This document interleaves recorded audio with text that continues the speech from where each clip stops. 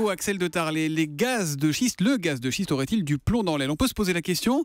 Après Total, le géant américain Chevron abandonne le gaz de schiste en Pologne. Qu'est-ce pas ça? Oui, c'est l'une des conséquences de la chute des cours du pétrole qui a été divisée par 2 en 6 mois. L'euphorie qui régnait depuis plusieurs années sur le pétrole et le gaz de schiste. Cette euphorie est retombée d'un coup. Donc de nombreux projets sont arrêtés en Pologne, mais aussi aux États-Unis, et ce donc pour 2 raisons. D'abord, maintenant que le pétrole vaut à peine $50 le baril, de nombreux projets, de nombreux forages ne sont plus rentables car leur coût de revient est plutôt aux alentours de $70.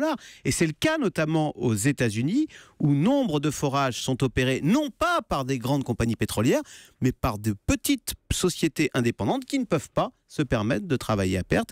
Et puis le deuxième phénomène, justement, les grandes compagnies pétrolières sont sonnées par cette chute brutale des cours du pétrole et du coup, elles se recroquevillent, réduisent leurs investissements. Total, par exemple, vient d'annoncer une réduction de 30% de son budget exploration. Bref, on lève le pied sur les nouveaux gisements. Attendez, ça veut dire que c'était la grande illusion, là, l'Eldorado du gaz et du pétrole de schiste qu'on nous vendait, que vous nous vendiez il y a quelques mois encore? Eh bien, un peu, la grande illusion, vous avez raison. La Pologne rêvait de ne plus dépendre du gaz russe, c'est raté. L'Amérique rêvait de pouvoir enfin s'affranchir du pétrole de l'Arabie Saoudite et de pouvoir enfin se tenir à distance de cette pétaudière qu'est le Moyen-Orient.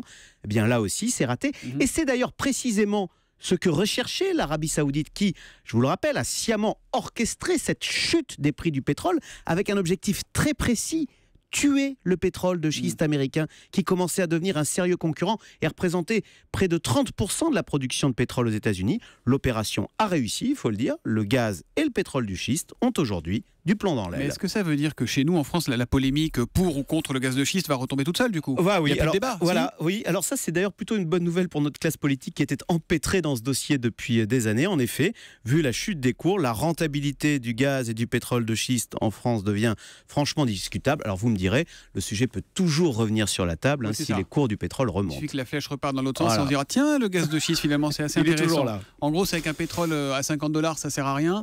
S'il remonte au-dessus de 100, voilà, on en reparlera. Et vous reviendrez. Le Zoom Écho tous les matins, Axel de Tarlet à 7h10 sur Europe 1. Demain, Axel. À demain.